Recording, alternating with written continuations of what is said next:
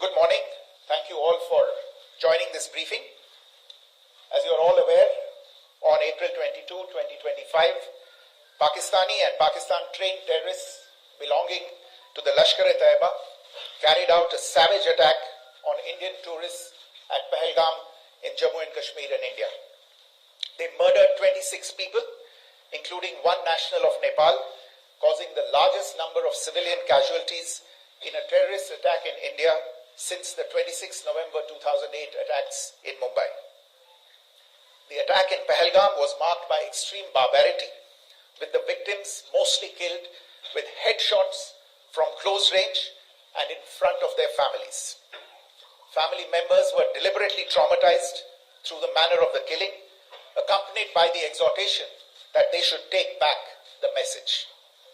The attack was clearly driven by the objective of undermining the normalcy returning to Jammu and Kashmir.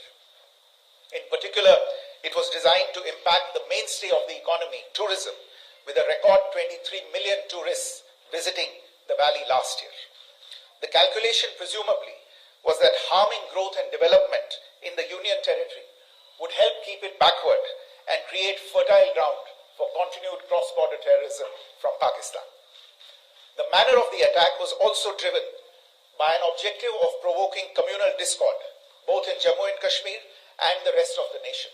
It is to the credit of the government and the people of India that these designs were foiled. A group calling itself the Resistance Front has claimed responsibility for the attack.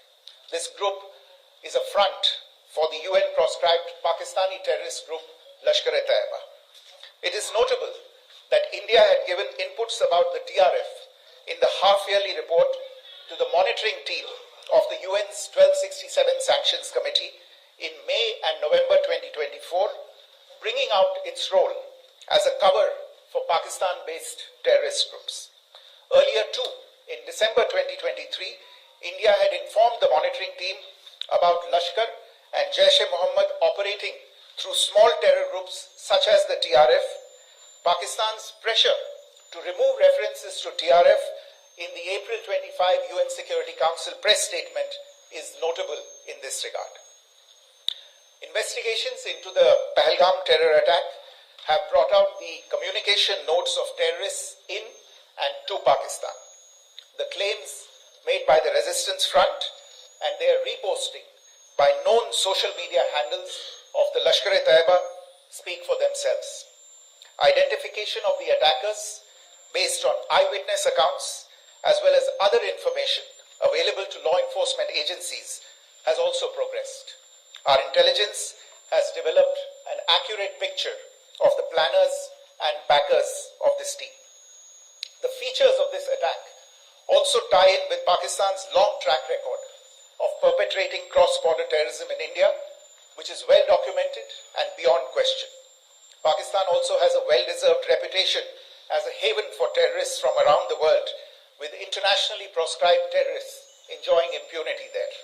In addition, Pakistan has been known to willfully mislead the world and international forums, such as the Financial Action Task Force, on this issue. The Sajid Mir case, in which this terrorist was declared dead and then, in response to international pressure, brought back to life, found alive and arrested, is the most glaring example. The latest attack in Pahalgam has understandably generated deep anger in Jammu and Kashmir and in other parts of India. Following the attacks, the government of India naturally responded with a set of initial measures relating to our engagement with Pakistan. You're all aware of the decisions that were announced on the 23rd of April.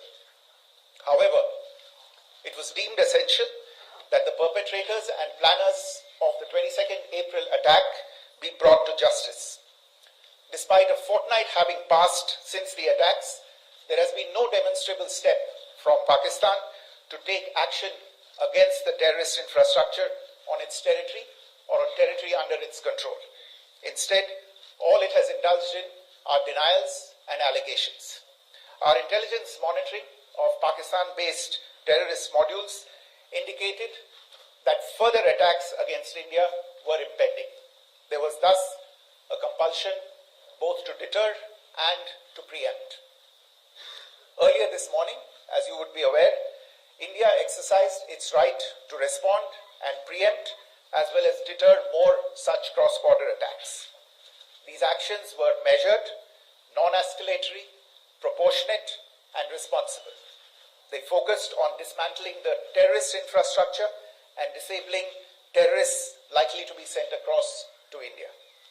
You would also recall that the Security Council on 25th April 2025 had issued a press statement on the Pahalgam terror attack, underlining, and I quote, the need to hold perpetrators, organizers, financiers, and sponsors of this reprehensible act of terrorism accountable and bring them to justice, unquote.